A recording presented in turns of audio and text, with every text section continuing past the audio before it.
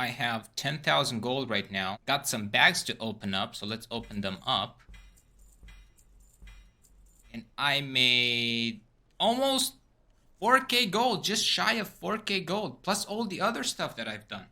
Dude, sign me up. Hello lovely people, welcome to another video. Bogdan here. In this one, I want to show you how to farm gold just by playing the game. Yes, you heard it right. Just by playing the game on a weekly basis, you'll be able to farm anywhere between 12k to 15k per character. And this is the simplest and most efficient way to do it. Pull up your minimap, zoom out to the Dragonisles full map, and take a look to see which world quests directly reward gold. This situation, there's a couple of them that directly reward quite a substantial amount of gold, and it will take you on average about 2 minutes to complete each of them. Now here's the secret. In addition to these world quests that directly reward gold, some of them, like this one, requires you to defeat an elite, is sometimes gonna reward you an item. However, if you are high enough item level, they will reward you with gold instead. There is one special world quest on the minimap that is always gonna give you on average 600 gold when you complete it. World quest right here in Onaran Plains in the Ring of Blood questline area. You have to defeat a bunch of those elites first. There's 6 in total. And once you do, you will get this quest twice every single week. And this quest will give you a minimum of 600 gold when completing it, regardless of what the reward is. So it's always on top of it. This should easily give you between 1.2k and 1.5k on a weekly basis. In addition to that, you will always get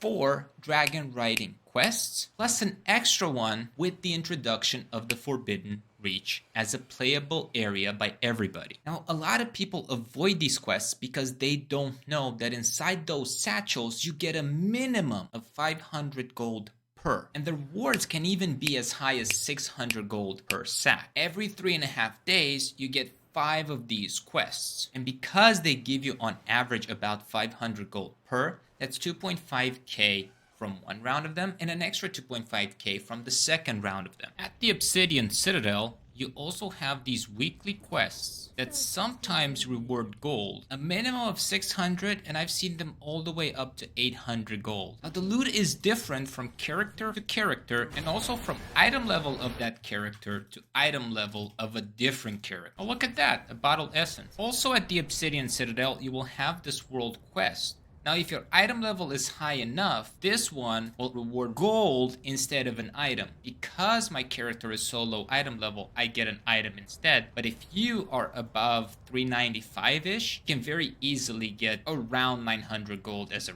reward, making it a very lucrative quest with a very decent reward to add on top of your weekly gold gains just by playing the game. Also, in this area, it's very easy to get a group because typically there are quite a number of players either farming reputation or just doing the same thing I'm showing you right now, maximizing their gold income just by playing the game. Of course, once you're done, turn in the quests. Remember to get your gold reward. While doing the quests in this area, you will passively loot keyframing and key fragments. Come to any of the characters where you can turn these keys in, such as Wrathion, and assemble a key. You will need 3 key framings and 30 key fragments to make one greater obsidian key. First time you turn it in every single week on every single character, you will be rewarded with an epic chest. And inside this epic chest, you will get roughly around 750 gold. Now, I do not recommend getting any additional chests on top of that because the additional chests will reward you between 200 and 250 gold unless you're just doing it to farm reputation. And if that wasn't enough for this area, there is still one other thing that can make you a lot of passive income. In the Obsidian Citadel area, you will also loot these Marks of Sarga and Sarga's Signet, which gives reputation with one of the 2 dragons. And even to this day, these signets sell. On average, they're about 200 to 250 gold per item, and they drop between 3 and 5. So that can easily mean an extra 1k on top of everything that you're doing. However, you do need to post these on the auction house and wait for them to sell in order to make the gold. But do not worry about it. They sell pretty fast. People are still buying them. In addition to this, you also get the weekly quest. This weekly quest can be grabbed in Valdrakken or by clicking Shift J, going to suggested content and looking for it there. It will always require you to get 3,000 reputation, and it doesn't matter which faction in Dragonisles it is. Can be any of them, and it doesn't matter how you get it. The second thing that you need to do is you have a task. Some weeks you need to complete 5 world quests, and that is super easy. Other weeks you might need to lay siege to Dragonbane Keep, and in the beginning of the expansion this was very easy to do, but Dragonbane Keep is becoming a pain in the bum, if you know what I mean. But if you only have to do this on a couple of characters, it's not gonna be that hard. Now, inside the Valdrakken Treasures chest, you will always get around 1.5k gold. It's typically a little bit more. You also have a very small chance to get an additional satchel that will give you, on top of the 1.5k, an additional 1.5k, bringing it to a total of 3k. If you're lucky, that means you just make more gold. So what I like to do is get on my Dragonflying mount and go to these world quests and complete them. And I'm here on one of my least geared alts, and on average it takes me about 15 to a maximum of 20 minutes to complete all these world quests on a super undergeared character. Take into consideration, most of these quests don't require you to actually fight mobs, but some of them do, so that's where the gear actually makes a difference. Now, the dragon riding quests, they take on average between 60 seconds to 2 minutes to complete. Some of them are super efficient and super fast, and others are a little bit longer. What I do recommend that you do is you always do the easiest course, because we'll have these swirlies that will further accelerate your movement speed, making you do them that much faster. Are exceptional. As you can see, opening it gave me 517 gold. So on average, getting 10 of these every week will make you 5k alone. And these take almost no time to do. Now, I know what you're thinking. What if you're not that good at dragon riding? Or tough luck. Get good at it. Besides, it's one of the funnest things that they introduced in this expansion, and it's actually really cool to just zoom around and dominate the skies at super high speed, and you can very easily get from location to location in a minimal time possible. And for those of you that say, but Bogdan, I don't really want to farm world quests. Look, this expansion is super chill when it comes to world quests. You only get a brand new set of them every 3.5 days. So unlike previous expansions, you do not get spammed with world quests every single day that you have to do on cooldown, making them super boring, super stressful, and you don't have to log in daily to do them. Just 15 to 20 minutes twice a week and you're done. Of course, you can throw in a couple of other alts. This is going to increase the time requirement, but it's also going to double or triple the amount of gold that you make. And look, before you criticize this technique, just take a couple of things into consideration. I'm not trying to show off some unique way of farming millions of gold per hour, as some of these professional WoW gold farmers do. That's not who I am, and that's not my intention. If that's you, that's great, and that's not the video that will showcase these things. In fact, this is more of a video that can help you maintain your characters with minimum involvement within the game.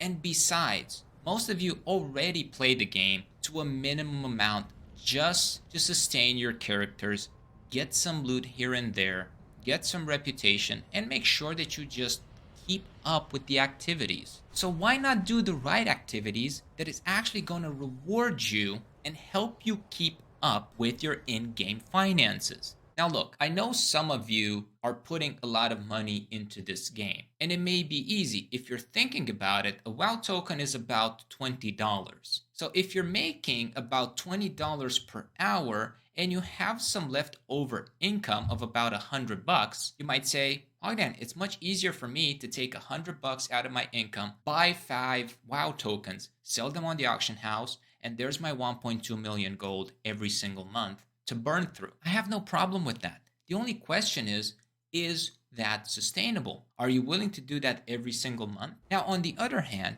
what if you're a person that cannot finance your in-game activity through your real life financial situation? What if you do need to make that extra bit of gold to pay for your WoW token? Because at the end of the day, somebody needs to buy the token for gold, just like somebody has to buy the token for money and post it on the auction house. So don't take this the wrong way. I am not criticizing the gold making techniques. On the contrary, I'm just saying, is it sustainable? Is it something that you can consistently do without making you be bored out of your mind or second guess yourself as to why on earth am I doing this in the first place? So that's why I'm making this video. I'm making this video to emphasize the idea that you can just do minimum activities within the game and still be able to generate a small amount of income that can support your activities throughout the game. Whether that means buying consumables, having high repair bills because you are a mythic raider, or you're pushing high keys on multiple characters and you want to maximize your contribution by getting the right consumables, the right flask, and you want to do it on a consistent basis, like myself. Regardless of how you choose to spend the time, playing the game can actually be quite rewarding, even outside of your regular activities.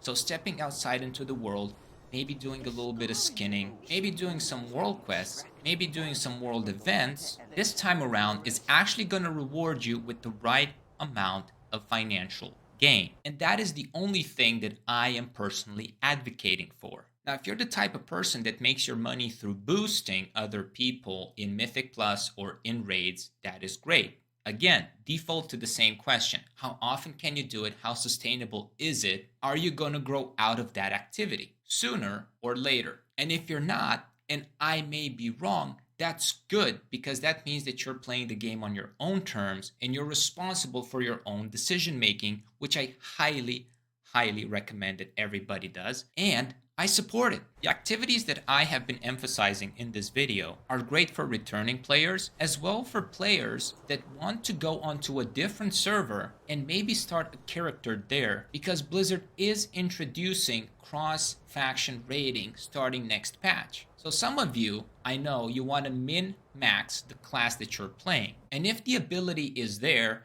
to play a tank and also be a dwarf, or maybe be a night elf because your group is going to be that more efficient, I am that much more happy, respected, and support your decision. So if that's you, keep putting in the good work and keep doing what you're doing, because you are on the right track. So what's interesting is that this video ended up being more of a message of encouragement rather than showing you a gold making technique. And I think maybe it touched upon both, but probably the more motivational message slipped through. If you enjoyed these types of videos, these are the types of messages that I deliver when I do my podcast episodes on my other channels, as well as the business conversations that I have with my clients and the companies that I work with. And before you say, Bogdan, this is just a game, just know that I'm holding all of you in much higher regards than maybe you are holding yourselves, or you ever thought of somebody holding you without even necessarily knowing you. But there's nothing wrong with that. And I know that all of you are capable of so much more, whether it is in real life or in game. So if you found this message helpful, encouraging, cheerful, and now you feel like really taking your activities to the next level, definitely give it a thumbs up, subscribe to the channel, and check out some of my other videos where I actually go a little bit more in depth about making gold, although I am less motivational about it. Thank you very much for watching this video, and I will see you guys in the next one.